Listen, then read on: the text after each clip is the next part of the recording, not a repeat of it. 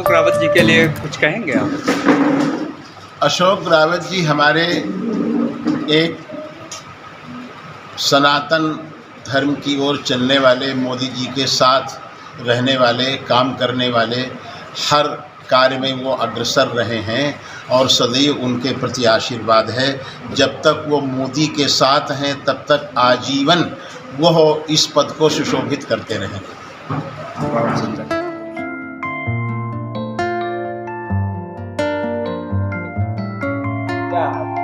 सब बढ़िया ठीक है। इस बार किसकी सरकार? मोदी सरकार। ऐसा क्या है मोदी?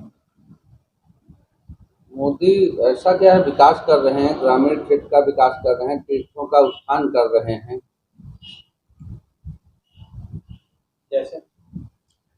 जैसे अयोध्या का राम मंदिर बनवाया, काशी विश्वनाथ वाला कराया, नैमिष में तमाम धनराशि आ चुकी है और निरंतर नैमिष का भी विकास हो रहा है। गरीबों को किसान सम्मान निधि दे रहे हैं, अनाज फ्री दे रहे हैं, स्वास्थ्य के लिए आयुष्मान कार्ड बनवा रहे हैं, तो खाने भी फ्री में दे रहे हैं, पेंशन भी दे रहे हैं, किसान सम्मान निधि भी दे रहे हैं। आवास जितने दिन में आज तक देश आज़ाद हुआ इतना आवास कभी नहीं आया था गरीबों के लिए। शहरी आवास योजना, ग्रामीण आवास योजना, इतना मोदी जी ने आवास दे दिया है तो लगभग लोगों के सब पक्के मकान बन गए। जो झोपड़ी में रह रहे थे वो पक्के मकान में आ गए। प्रधान जी, आपकी ग्राम सभा में कितने आवास पास? हमारी गांव सभा में भी पास हुए हैं 25-30 आवास। और अभी तुरंत इज्जत बचाओ प्रोग्राम के तहत इज्जत घर कितने मिले? लगभग इज्जत घर भी काफी बन चुके हैं। काफी यानी कुछ संख्या होगी? संख्या के आते रहते, बनते रहते। इज्जत घर तो ऑलरेडी 2-3-4 महीने में आते रहते, 10-10, 20-20। अच्छा, इज्जत घर में कंडे कितने में भरे? हमारे यहाँ तो कंडे ज्यादा नहीं भरे, हमारे यहाँ तो लोग ज्यादा से ज्यादा यूज कर रहे हैं। नैमिष के इतिहास के बारे में सर कुछ बताएंगे? नैमिष का इतिहास ये है कि ब्रह्मांड का तो पहला तीर्थ है ये। दूसरा है कि ये पृथ्वी का मध्य भाग भी है और विष्णु का चक्र गिरा था यहाँ से। यहाँ से कोई भी ऐसी कथा नहीं गुजरती है सतयुग से लेके कलयुग तक जो नैमिष के द्वारा ना हो, नैमिष के थ्रू ना गुजरती हो। हर घटना यहाँ से लिंक है। इंद्र को ब्रह्म हत्या लगी तो भी यहाँ नहाने आए, राम को ब्रह्म हत्या लगी तो भी यहाँ नहाने आए, राम को धनुष विद्या जो सिखाई गई यही सिखाई। विश्वामित्र को धनुष विद्या नहीं आती। उस समय सुधन्वा नाम के एक व्यक्ति ने उनको यहाँ पे धनुष विद्या सिखाई थी, शास्त्रों का ज्ञान दिया है। नैमिष की और सबसे बड़ी एक खासियत है कि यहाँ पे आदि गंगा जिसका नाम गोमती है, यहाँ हमेशा स्वच्छ रहती है, लोग नहाने आते हैं। अगर आपने नैमिष में नहीं नहाया और दुनिया के सारे तीर्थ कराइए, सब जगह नहा आइए, लेकिन आपको फल प्राप्त नहीं होगा। अगर नैमिष में आपने नहीं नहाया तो आपको कोई फल प्राप्त नहीं होगा। वो कौन सा फल की बात है? फल कर्म का फल होता है, जो आत्मा से परमात्मा मिलन की बात होती है कि आत्मा मोक्ष को प्राप्त होना। तो जो भावनाएं आपको मोक्ष प्राप्त करने के लिए ले जाती हैं वो फल यहीं मिलेगा और कहीं नहीं मिलेगा। तो अदर धर्म के लोगों को मोक्ष प्राप्त नहीं होता है? नहीं, धर्म के लोगों को मोक्ष प्राप्त होता है। देखिए, दो चीज़ें होती हैं। यज्ञ प्रक्रिया जो मानी गई है, अगर जाने कि यज्ञ जो आप हवन तिल से करते हैं उसको यज्ञ नहीं माना जाता है। जो आप कर्म कर रहे हैं इसको कर्म नहीं माना जाता है। ये तो अपने जीवन यापन के लिए कर रहे हैं। परमात्मा का क्रम है, कर्म जो कहा गया है निष्काम कर्म, सकाम कर्म। निष्काम कर्म मतलब यही होता है कि केवल ईश्वर की साधना, ईश्वरी यज्ञ जो कहते हैं उसको कहते हैं श्वास को प्रश्वास में विलीन करना, प्रश्वास को श्वास में विलीन करना और श्वास को प्रश्वास में मिला के आपको प्राण हो जाना है, उसको यज्ञ कहते हैं। नैमिष के बारे में आप बहुत कुछ जानते हैं। नैमिष के बारे में माँ ललिता देवी का जो भाग गिरा था उसको कहते हैं हृदय भाग, इसलिए इसको मध्य भाग था। ठीक है। बाकी यहाँ पे यहाँ की धरती, यहाँ के लोग, यहाँ के सात्विक थे पहले। यहाँ पे पांडव भी आए, यहाँ पे हिरण्यकश्यप का राज्य भी यहाँ से चला, और यहाँ पे आप इंद्र भी आए, यहाँ पे दधीची जी भी आए। दधीची जी ने हड्डियों का दान यहीं किया था, जिसे इंद्र का वज्र बना था। ये सब कुछ बहुत सी घटनाएं यहाँ से गुजरती हैं।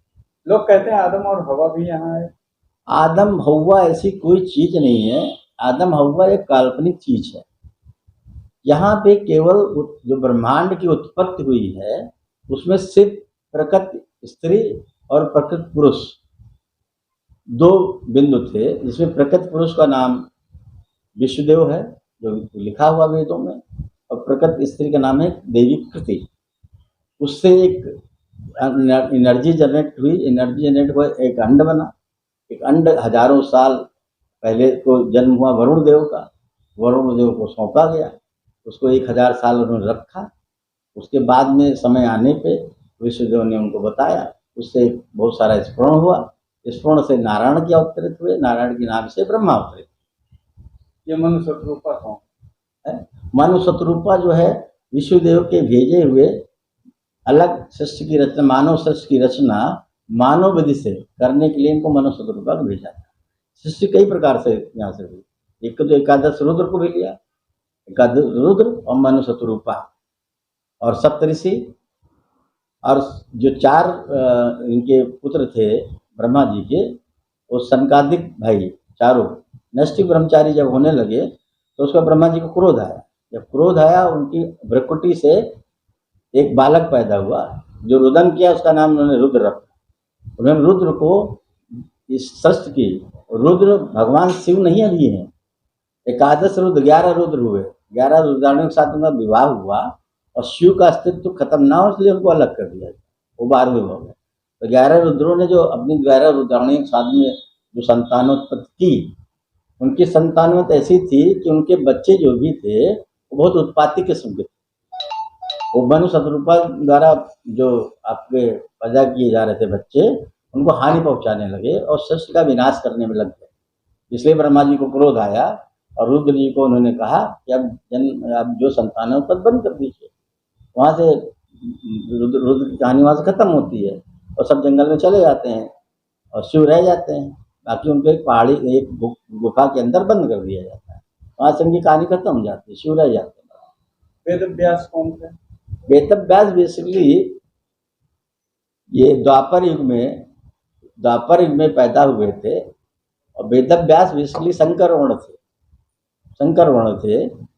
जो आपकी वो कन्या थी, मछुआरन थी, वो आपके जो ऋषि थे पाराशर, उनके द्वारा जो संतानोत्पत्ति हुई वो वेद व्यास बने, जो कि पांडवों के बड़ी संतान थे। वो जो आपके शांतनु महाराज थे, उनके साथ सत्यवती का जो विवाह हुआ, सत्यवती तो दूसरे वर्ण की थी, वो तो मछुआरन थी, लेकिन उनका पुत्र जो पैदा हुआ वो उनके ब्याह से पहले पैदा हुआ। पाराशर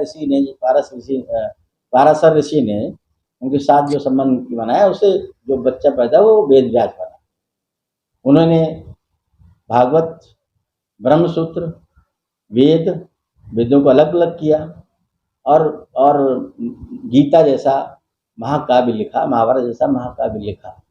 पहले श्रुति ज्ञान तो था, लेकिन लिखित में कुछ नहीं था, वो वेद व्यास के द्वारा ही शुरू किया।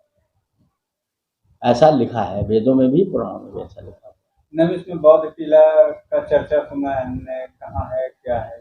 इसके बारे में हमें बहुत सारी जानकारी नहीं है। बेसिकली बौद्ध भी पंथ है, धर्म तो सिर्फ सनातन ही है। क्या नैमिष में बौद्ध किला कभी आपने देखा? इन्होंने नहीं देखा तो हम तो देख ही नहीं पाएंगे, हम जो लखनऊ रहते हैं। फिलहाल आप विषय पे आइए। सनातन जो है, सनातन का मतलब आत्मा होता है, और सनातन ही सत्य है। इसका मतलब विश्व का हर एक जीव सनातनी है, क्योंकि सबके अंदर आत्मा है, इसलिए वो सनातनी ही कहा जाएगा। बाद में धर्म तो एक ही है, सनातन। उसके बाद जो पंथ फूटे वो 2500, 3000, 4000 वर्ष पहले फूटे। चाहे वो मुस्लिम धर्म हो, मुस्लिम पंथ हो, चाहे ईसाई पंथ हो, चाहे बौद्ध पंथ हो, चाहे जैन पंथ हो, अनेक अनेक रूपों में लोगों ने पूजा पद्धतियों को बदला। उसके पीछे भी कई कारण थे, क्योंकि जब हमारी पुराणों में बहुत सारी दंत कथाएं ऐसी आने लगी, उससे लोग उगने लगे, उसको नहीं माना। उन्होंने अपने देवते, किसी ने निराकार को माना, किसी ने साकार को माना। यही दो अंतर है, लेकिन रास्ते सबके एक ही जगह जाते हैं। वो तो एक ही है यार, ब्रह्म तो एक ही है, वही मिलना है उसको जाके। यहाँ पे एक ऐसा कुतुब मीनार था जिसपे आरती की ज्योति जलाई जाती थी, तो कहीं दूर कन्नौज में दिखाई पड़ती थी, वहां से रानी देखा करती थी। क्या ये घटना? ये किंवदंती मैंने कहीं सुनी भी नहीं है और लिखी भी नहीं पाई है हमने कहीं पे, और ऐसा होता होगा मैं भी नहीं कह सकता कि जयचंद की रानी को दिखाई देता हो, लेकिन मेरी ऐसा संज्ञान में कभी हमने देखा नहीं, ना लिखा कहीं पाया है। धन्यवाद सर।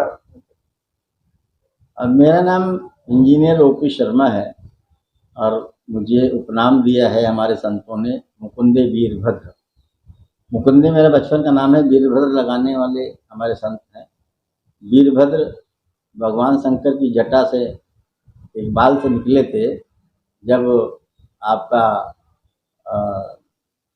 वहाँ हो रहा था एक दक्ष प्रजापति के यहाँ, तो जब वहाँ पे दक्ष प्रजापति ने उनकी बेइज्जती की, सती ने अग्नि दाह किया, तब उन्होंने उनके गणों को मार के भगा दिया, तब इनको पैदा किया वीरभद्र को। वीरभद्र कभी क्षमा नहीं करते किसी को। महाकाल क्षमा कर देते, लेकिन वीरभद्र किसी को क्षमा नहीं करते। उन्होंने उनकी दक्ष प्रजापति की जो वो थी गर्दन, उसको काटा नहीं जा सकता था, उसको उखाड़ गए। और आपके जो दूसरे ऋषि थे भृगु ऋषि की दाढ़ी नोच ली थी उन्होंने। शंकर जी ने पहली सर्जरी जो की थी दक्ष प्रजापति की थी, इसे शंकर जी ब्रह्मांड के पहले सर्जन है। उन्होंने दक्ष प्रजापति के सर पे बकरे का मुख लगाया था, इसलिए ब्रह्मांड के पहले सर्जन है। तो देवादेव महादेव है, उसके अलावा कोई दूसरा सर्जन है। सर फिल्म सिटी बोल रहे हैं। हाँ, हमने एक संकल्पना करी है, कल्पना की है और बहुत साहस जुटाया है।